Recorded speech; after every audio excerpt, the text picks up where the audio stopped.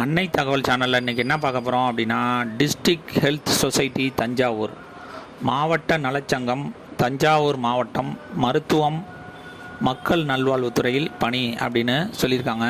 என்னென்ன போஸ்டிங்க்கு கால்ஃபர் பண்ணியிருக்காங்க அப்படின்னா, medical officer, staff nurse, urban health manager, hospital worker, support staff, mid level health provider, health inspector grade 2, ophthalmic assistant, cleaner cum attender, pharmacist போஸ்டிங்க்கு call for பண்ணியிருக்காங்க. எத்தனை posting, educational qualification என்ன அப்படிங்கிறத one by ஒன்னாக பார்க்கலாம்.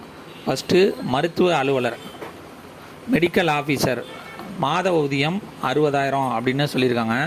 Number of vacancy 2 vacancy அப்படின்னு சொல்லியிருக்காங்க. Educational qualification என்ன எதிர்பார்க்குறாங்க அப்படின்னா, MBBS degree recognised by medical council of India, registered in Tamil Nadu medical கவுன்சிலில் முடித்தவங்க இதுக்கு விண்ணப்பிக்கலாம் அப்படின்னு சொல்லியிருக்காங்க. செகண்டு செவிலியர், ஸ்டாஃப் நர்ஸுக்கு கால்ஃபர் பண்ணியிருக்காங்க. சேலரி 18,000 அப்படின்னு சொல்லியிருக்காங்க. நம்பர் ஆஃப் வேக்கன்சி 4 அப்படின்னு சொல்லியிருக்காங்க. இதுக்கு என்ன முடிச்சிருக்கணும் அப்படின்னா, ஜிஎன்எம் அல்லது BSc nursing qualified from the institute recognised by the Indian nursing கவுன்சிலோட அங்கீகரிக்கப்பட்ட இன்ஸ்டியூட் அல்லது யூனிவர்சிட்டியில் முடித்தவங்க இதுக்கு விண்ணப்பிக்கலாம் அப்படின்னு சொல்லியிருக்காங்க. பகுதி நேர சுகாதார செவிலியர், urban SHN, urban health manager, மாத சம்பளம் 25,000 அப்படின்னு சொல்லியிருக்காங்க. ஒரு போஸ்டிங் கல்ஃபர் பண்ணியிருக்காங்க. பிஎஸ்சி நர்சிங் படித்தவங்க மட்டும்தான் இதுக்கு விண்ணப்பிக்க முடியும் அப்படின்னு சொல்லியிருக்காங்க. 4வது மருத்துவமனை பணியாளர், hospital worker, supporting staff, 3 posting call for பண்ணியிருக்காங்க. மாத ஊதியம் 8,500. 8வது பாஸ் பண்ணவங்களே இதுக்கு விண்ணப்பிக்கலாம் அப்படின்னு சொல்லியிருக்காங்க. 5வது இடைநிலை சுகாதார பணியாளர், மிட் லெவல் ஹெல்த் ப்ரொவைடர், மாத ஊதியம் 18,000 அப்படின்னு சொல்லியிருக்காங்க. 11 போஸ்டிங்க்கு கால்ஃபர் பண்ணியிருக்காங்க. எஜுகேஷனல் குவாலிஃபிகேஷன் என்ன எதிர்பார்க்குறாங்க அப்படின்னா, candidate should possess a diploma in GNM அல்லது பிஎஸ்சி நர்சிங் ஃப்ரம் கவர்மெண்ட் அல்லது government approved private nursing college which is recognised by the Indian nursing கவுன்சிலில் ரிஜிஸ்டர் பண்ண காலேஜ் அல்லது இன்ஸ்டியூட்டில் படித்தவங்க மட்டும்தான் இதுக்கு விண்ணப்பிக்க முடியும் அப்படின்னு சொல்லியிருக்காங்க. 6வது பல்நோக்கு சுகாதார பணியாளர், ஆண், மல்டிபர்பஸ் ஹெல்த் ஒர்க்கர், மேல், health inspector grade 2 MPHW, 11 posting call for பண்ணியிருக்காங்க. சேலரி 14,000.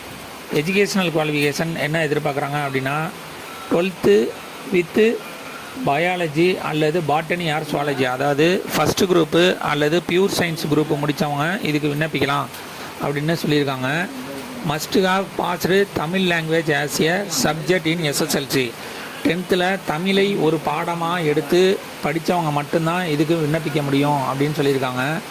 அதை தவிர must pass 2 years MLHP worker, male, HI அல்லது SI course training offered by recognised private institute அல்லது ட்ரஸ்ட்டு அல்லது யூனிவர்சிட்டி அல்லது deemed university including Gandhi Gramam rural institute training course certificate, அதில் முடித்தவங்களும் இதுக்கு விண்ணப்பிக்கலாம் அப்படின்னு சொல்லியிருக்காங்க. 7வது கண் மருத்துவ உதவியாளர், மாத ஊதியம் 14,000 அப்படின்னு சொல்லியிருக்காங்க. ஒரு போஸ்டிங் கால்ஃபர் பண்ணியிருக்காங்க. இது டிப்ளமோ அல்லது பிஎஸ்சி இன் ஆப்தமெட்ரி முடித்தவங்க இதுக்கு விண்ணப்பிக்கலாம் அப்படின்னு சொல்லியிருக்காங்க. 8வது கிளீனர் கம் அட்டண்டர், 8,500 மாத சம்பளம்னு சொல்லியிருக்காங்க. ஒரு போஸ்டிங் கால்ஃபர் பண்ணியிருக்காங்க. 8வது பாஸ் பண்ணவங்களே இதுக்கு விண்ணப்பிக்கலாம். 9 மருந்தாளுநர், ஃபார்மசிஸ்ட்டு, ஒரு போஸ்டிங் கால்ஃபர் பண்ணியிருக்காங்க. டிஃபார்ம் அல்லது பிஃபார்ம் முடித்தவங்க இதுக்கு விண்ணப்பிக்கலாம் அப்படின்னு சொல்லியிருக்காங்க. எந்த ஒரு பணியிடமும் நிரந்தரம் செய்யப்பட மாட்டாது அப்படின்னு சொல்லியிருக்காங்க.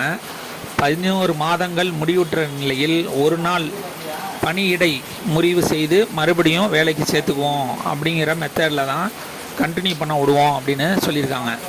அப்ளிகேஷன் ஃபார்மோட என்னென்ன இணைக்கணும் அப்படின்னு சொல்லியிருக்காங்கன்னா, மதிப்பெண் பட்டியல்கள், அதாவது SSLC, +2 degree, diploma, TC, provisional அல்லது கோர்ஸ் கம்ப்ளீட் சர்டிஃபிகேட், என்னென்ன உங்களுக்கு இருக்கோ, என்னென்ன குவாலிஃபிகேஷனுக்கு எந்த இதுக்கு விண்ணப்பிக்கிறீங்களோ அதுக்கு தகுந்த எஜுகேஷனல் சர்டிஃபிகேட் வைக்கணும் அப்படின்னு சொல்லியிருக்காங்க.